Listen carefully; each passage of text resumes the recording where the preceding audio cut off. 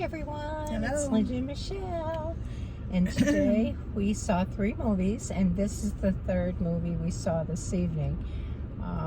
It's called Small Things Like These. Small Things Like These. Yes, yes. Right. Cillian Murphy Yeah. was the star. Yeah, it took, I'm not quite sure what the year was for it, but did it tell us?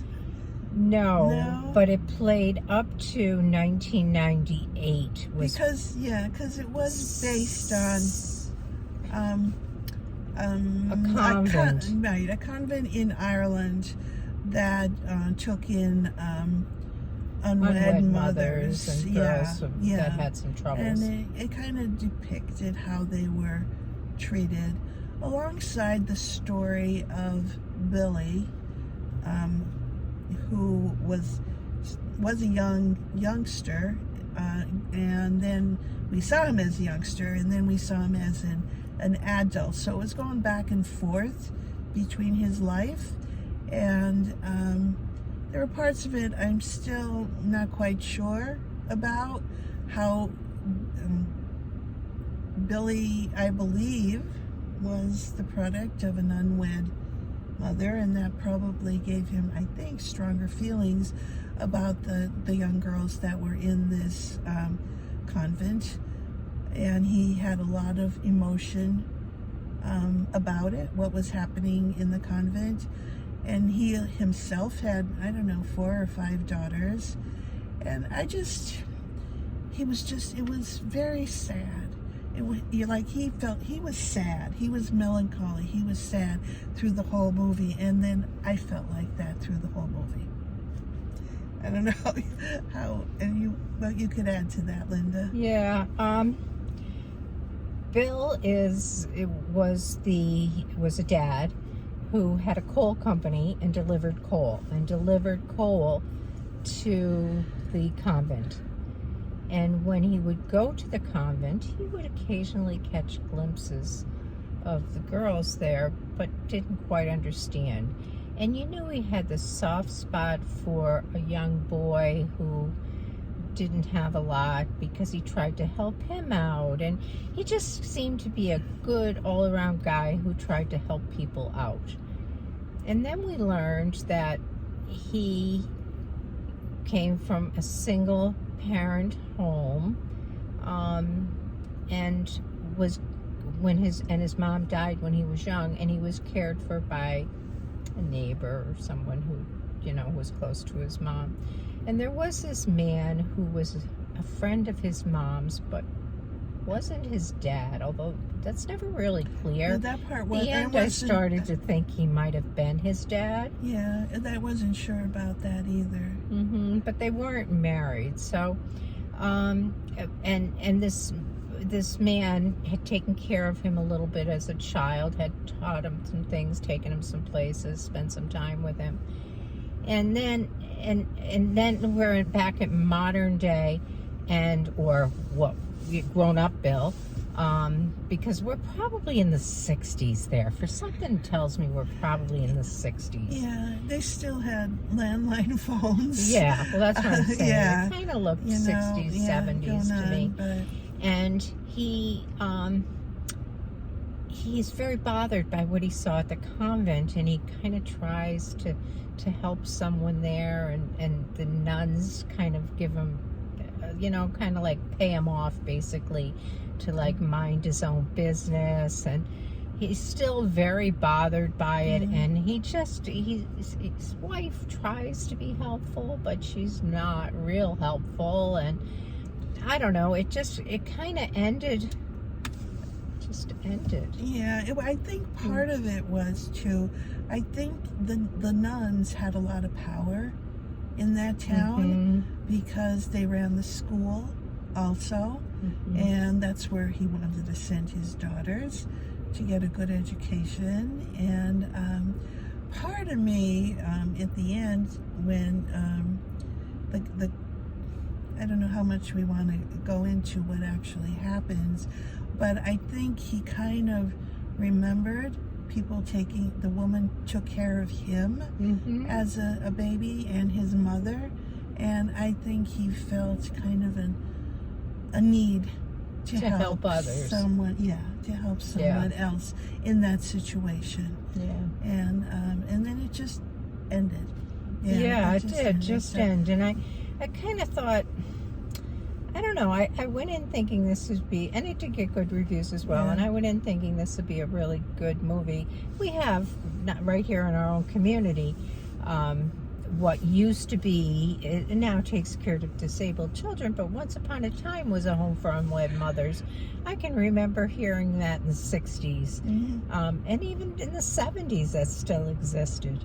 So I don't know, like, this went on in England, or in Ireland, they said until 1998 before it ended, and it started maybe 1923 or something like that. I expected to hear more about the convent and more about why these girls were like, almost like held there. It wasn't just that they went there of their own volition. They were like held there. Back in that time, I don't know about the 80s and 90s, but definitely like that earlier time period, like we said, they might have started in the 20s. I mean, the parents just wanted these girls, if they became pregnant, they were like hidden away. They didn't want anybody to know, because it was very shameful. And then the girls would have their babies, and I would think probably these nuns would have them adopted, and the girls would go back home. But I don't know. It didn't appear that the girls were going back home. It was hard to tell that, because there were so many of them, and it almost seemed like slave labor was happening. Really, I mean, they were abused. Yeah, so they weren't treated nicely. It seemed to be more than just a home for unwed mothers. It seemed to be like there was more sinister stuff going on or something. Yeah, it but definitely did. I couldn't. But there was nothing clear in the movie to say that. Yeah. I mean, it was. I thought it jumped around a little bit. For my taste anyway, and never totally completed each part, so I knew what was happening to him as a child and then what was happening to him as an adult. And obviously, his childhood greatly affected him as an adult, greatly. I mean, he had all kinds of memories and flashbacks, and just like, tried to go back there even at one point. I don't know. How would you rate this one? I'm having a hard time coming up with a rating about this, because although it was a relevant story and a very good story, as far as the movie went, I don't know. I found it a hard movie to watch, and I probably would give it, I'm going to say a 6. Okay, I was going to go 7. Yeah. Because I mean, I liked it. It was okay. Obviously I didn't love it, but it was an okay movie, and I don't know, there's just too much in that was very sad. It was just, to me, it was very sad kind of movie. I mean, my heart broke for this man and what he was dealing with internally. Yeah. Throughout but at the the same movie. time, there was things that, like, to be very joyful about. He had a beautiful family, of very close family. His wife and his daughters, and they worked together as a family and things, and so there was a lot of positive and good things in his life as well. He had a good business. His daughter worked with him. He had employees that he took care of and things. It's like, not like, everything was bad in his life, because it wasn't, but he was really just kind of possessed with these memories at this point in his life, and that the convent made it worse. You don't know. It's hard to know if there was something there that triggered all these feelings, because this was probably much later in his life. He was probably in his late 40s at this point, wouldn't you say? Or mid 40s.